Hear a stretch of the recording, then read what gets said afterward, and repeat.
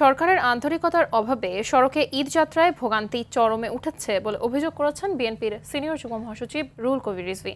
সকালে এক ব্রিফিংয়ে তিনি জানান, আগে থেকে ব্যবস্থা নিলে সড়কে এমন দুর্ভোগ হতো না। দেশের নির্বাচিত সরকার নেই বলেই অরাজকতা ও অস্থিরতা নিয়ন্ত্রণে আসছে না বলে মত দেন তিনি। শনিবার সকাল 11:30টায় শেরেবাংলা নগরের শহীদ প্রেসিডেন্ট জিয়াউর রহমানের সমাধিতে শ্রদ্ধা ও দোয়া মোনাজাত করা হবে, যেখানে সব স্তরের নেতাকর্মীদের থাকার আহ্বান জানান রুহুল কবির রিজভী।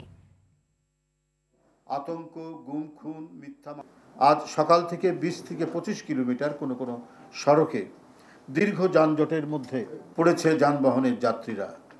এক চরম দুর্ভোগ। এর উপর চলছে অতিরিক্ত ভাড়া আদায়, দ্বিগুণ তিনগুণ ভাড়া আদায় করা হচ্ছে ঘরমুখো মানুষের কাছ থেকে। এখনও চারিদিকে দখলদার আর চাঁদাবাজদের বৈচিত্র্যময় বিন্যাস আমরা প্রায় গণমাধ্যমে দেখতে পাই। এটা তো আইনের শাসনের অভাবের কারণেই তো মানুষ এই সরকারের কাছ থেকে প্রত্যাশা করে আইনের শাসন।